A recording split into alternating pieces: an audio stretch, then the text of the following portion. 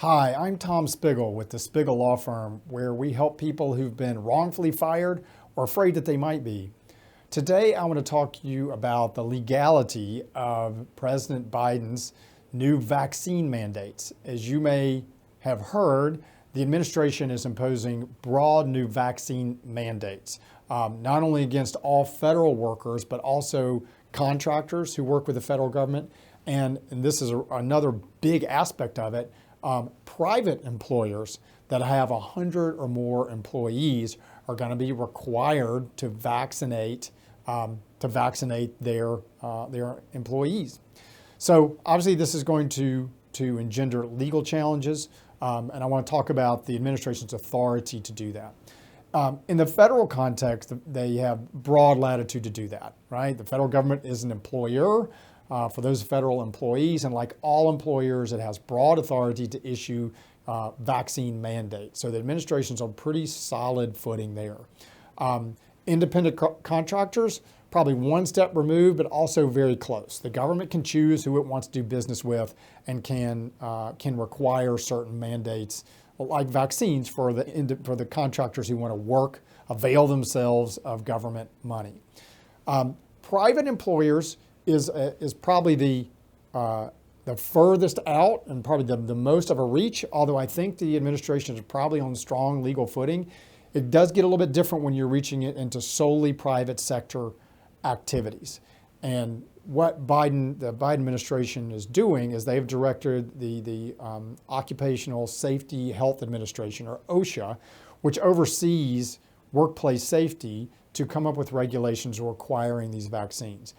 These are currently being challenged by a number of different groups, so we'll see what the courts do with it. I think the argument would be that the administration has somehow exceeded its authority in requiring these private, not government, but private employers to take this action. We'll see, but I think those probably will fail. The government already has a number of requirements, for all private employers: anti-discrimination laws, Fair Labor Standards Act for wage and overtime.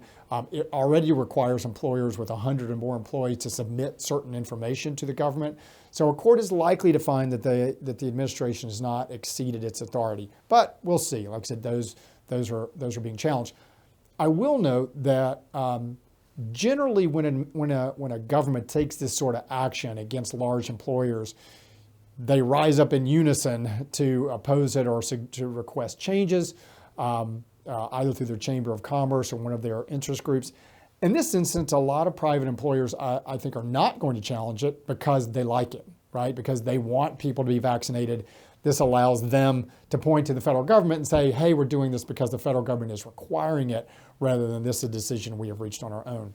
That's just my speculation, but I think that's why we haven't seen as large of an outcry from some of these employers. There still remain protections for individuals under the vaccine mandate requirement. If you're covered under the Americans with Disabilities Act, that is, you have some kind of underlying condition, the nervous system, respiratory, circulation, any of the major bodily functions that would be negatively impacted by the vaccine. If you have your doctor telling you, hey, you've got this autoimmune disease, you don't want to be taking the vaccine because it could affect your disability, then the employer is limited in its ability to require that of you.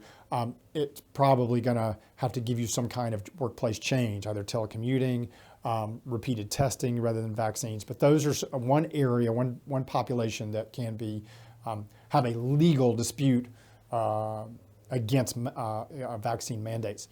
The other one are people who, for legitimate religious reasons, have an objection to taking a vaccine. You can, in some instances, be exempt from those requirements under those protections.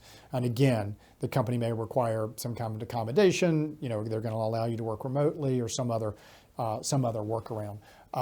You can look at the EEOC.gov. That's what Equal Employment Opportunity Commission, which is the federal agency in charge of regulating the ADA and other federal employment statutes. They have a lot of good information, COVID-specific information, about what the EEOC is saying about these laws and about vaccine mandates.